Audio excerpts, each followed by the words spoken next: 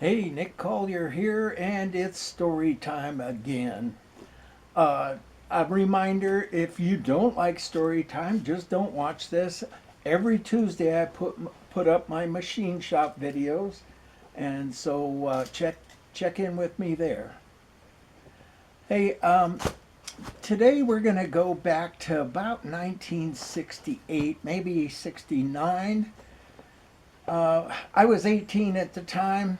I started riding Harleys, and I decided that I liked fixing them.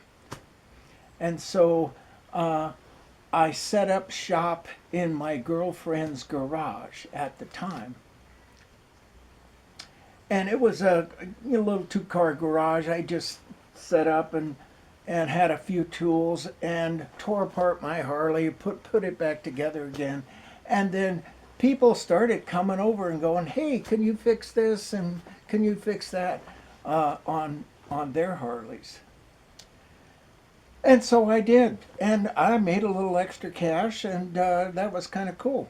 And so after about a year, it really started to kind of kick in, and the problem is that you know, especially back then, there were Harley riders, and they'd ride into the neighborhood and pull into my shop, and I'd open the garage door and get them in there and close the garage door as quickly as possible because you're not supposed to be running a business out of a garage in a suburban area. And but when they rode in on their Harleys with lots of noise and lots of, fanfare and, you know, they just couldn't help themselves. No mufflers. Uh, and so after a while, probably a neighbor or two complained to the county. County showed up at our door one day and said, "You can't do that here." So I had to kind of go find another place to have my shop. And I'd heard about the ghettos, which was in downtown Hayward. Uh, Hayward's about 40 miles southeast of San Francisco. And I grew up in Hayward. But I'd heard about the ghettos, and basically what the ghettos was is about four little cottages that were just completely run down in the middle of a kind of a really kind of downtrodden neighborhood, and and next to that the ghettos was a flower shop. Now nobody ever came into the flower shop, but people probably called and ordered flowers to be delivered to such and such. And this little Asian guy owned the whole piece of property. He was probably, his 60s or 70s at the time. So anyhow, I approached him one day, and back in the back of the ghettos, the three or four little buildings, was a kind of a beat up, rundown shed. It had doors, but they barely worked. It didn't have a roof. I mean, it had a roof, but it, leaked. And it was a dirt floor, and it was filled full of wreath stands and wreaths, old, wreaths. It was a flower shop. So I asked him if he would be interested in renting me that building.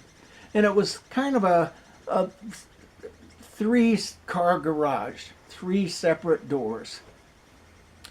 And he said, "Well, if you fix it up, I'll just give it to you." I said, "Great." I'm 18 years old, and I'm a badass biker, and, I don't think he was afraid of me, but he just was a kind of a generous guy. So I come in there and I fix the place up. I probably spent a month uh, putting a new roof on, kind of sealing it so that winter was a little more reasonable. Now, winters in the Bay Area, San Francisco Bay Area, were not that bad. At the worst, I mean, at the very, very worst, up in the hills, you'd get a little sprinkling of snow, and it would be cold down on the flats, which is where I was in Hayward. And so I fix this building up. I get the doors all so that they work, and I set up a locking system and put a burglar alarm system in, but because, I was fixing Harleys, and I drug all my tools over to this shop and set up and I poured a pad of concrete. Those days, concrete was pretty inexpensive. And so, I set up a shop, and it was pretty cool. I really enjoyed it. And I bought a few tools, and, as I do more work, I'd get up enough money to buy another tool. And it was pretty much, that's been going on my whole life. As I got older, the bigger and bigger tools, of course. So, and I'm going to show you a couple pictures of the bikes.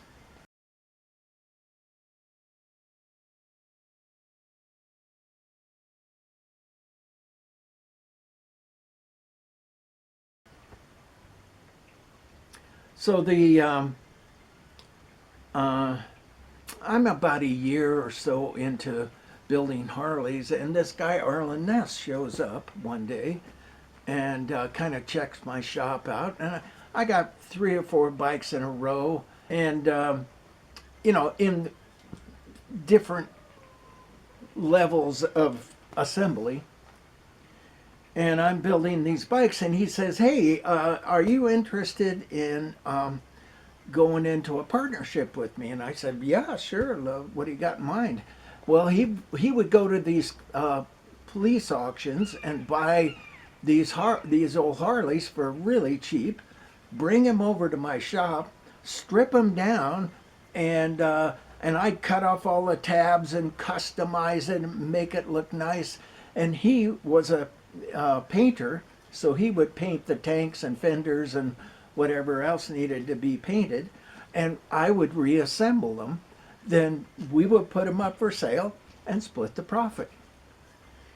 And that worked pretty well for a couple years. That, and I'd also do repair work for other Harley riders. Well, one day, and I won't even get into how it happened, but it was this poor owl had gotten captured and abused, and it was kind of in the back part of the ghettos.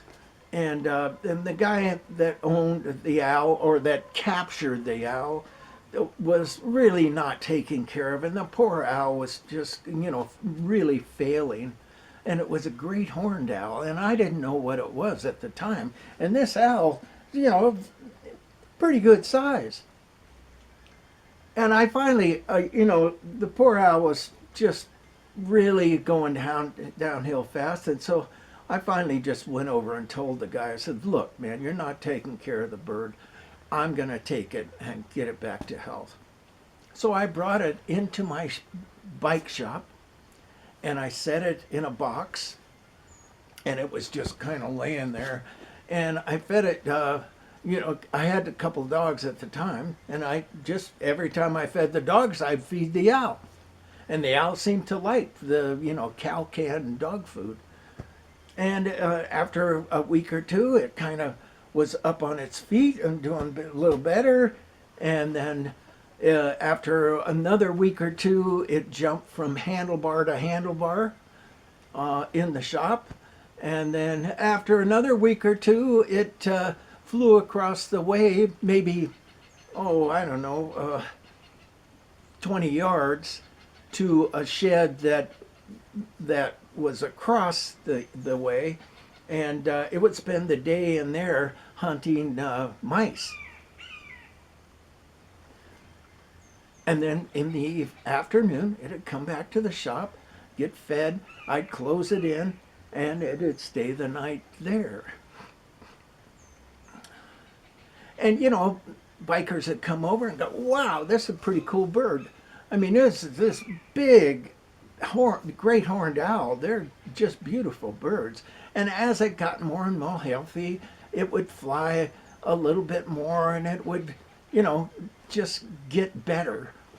And every Friday night we'd have this big party. All my buddies would show up, and I'd close the doors of the shop, and we'd all smoke weed and drink and just have a great time.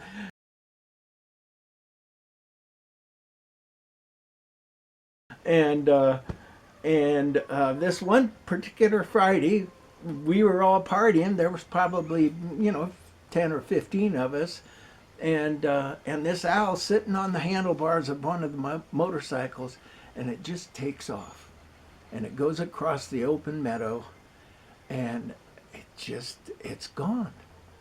And I was like hoping for that to happen, you know, because I didn't want it to stick around.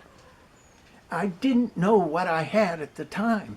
I mean, I was 18, I was, you know, kind of a dumbass kid. But I have really respected that type of bird, that great horned owl. And another time, further on into my career as a jeweler,